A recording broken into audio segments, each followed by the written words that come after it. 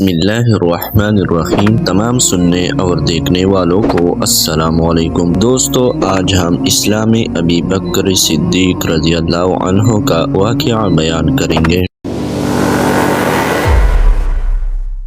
جب تمام اہل بیت اسلام میں داخل ہو گئے تب آپ نے احباب و مخلصین کو اس رحمت کبریٰ اور نعمت عظمیٰ میں داخل ہونے کی دعوت دی۔ سب سے پہلے آپ صلی اللہ علیہ وسلم نے اپنے صدیق با اخلاص اور محب با اختصاص یعنی ابو بکر صدیق کو ایمان و اسلام کی دعوت دی۔ ابو بکر نے بلا کسی تعامل اور تفکر کے اور بغیر کسی غور اور تدبر کے آپ کی دعوت کو قبول کیا۔ آپ نے صدق کو پیش کیا اور ابو بکر نے تصدیق کی۔ ایک ہی تصدیق نے صدیق بنا دیا۔ چنانچہ حدیث میں ہے کہ میں نے جس کسی پر بھی اسلام پیش کیا وہ اسلام سے کچھ نہ کچھ ضرور جچکا، مگر ابو بکر اس میں اسلام کے قبول کرنے میں ذرہ برابر بھی کوئی توقف نہیں کیا۔ امام اعظم ابو حنیفہ رحمہ اللہ سے دریافت کیا کہ سب سے پہلے کون مسلمان ہوا، تو ارشاد فرمایا آزاد مردوں میں سب سے پہلے ابو بکر اسلام لائے، اور عورتوں میں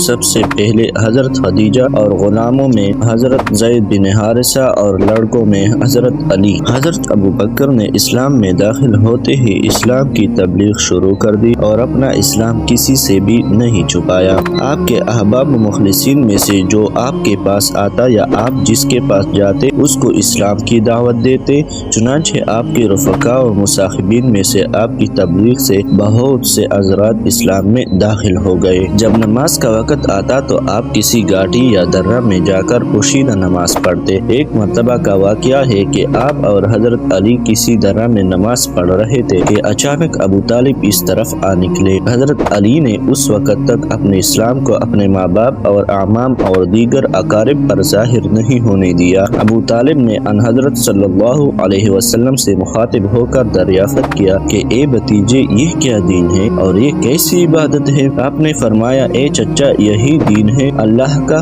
اور اس کے تمام فرشتوں کا اور پیغمبروں کا، اور خاص کر ہمارے دادا حضرت ابراہیم علیہ السلام کا دین ہے، اور اللہ نے مجھ کو اپنے تمام بندوں کی طرف رسول بنا کر بھیجا ہے۔ سب سے زیادہ آپ میری نصیحت کے مستحق ہیں کہ آپ کو خیر اور ہدایت کی طرف بلاؤں، اور آپ کو چاہیے کہ سب سے پہلے اس ہدایت اور دین برحق کو قبول کریں اور اس بارے میں میرے معین اور مددگار ثابت ہو۔ ابو طالب نے کہا، اے بھتیجے، میں اپنا آبائی مذہب تو نہیں چھوڑ سکتا، لیکن اتنا ضرور ہے کہ تم کو کوئی نقصان نہیں پہنچا سکے گا۔ اس کے بعد حضرت علی کی طرف مخاطب ہو کر کہا، اے بیٹے، یہ کیا دین ہے جس کو تم نے اختیار کیا ہے؟ حضرت علی نے کہا کہ باپ، میں ایمان لایا ہوں اللہ پر اور اس کے رسول پر، اور جو کچھ وہ من جانب اللہ لے کر آئے اس کی تصدیق کی، اور ان کے ساتھ اللہ کی عبادت اور بندگی کرتا ہوں اور ان کا متبع اور پیروکار ہوں۔ ابو طالب نے کہا، بہتر ہے تم کو بلائی اور خیر ہی کی طرف بلایا ہے، ان کا ساتھ نہ چھوڑنا۔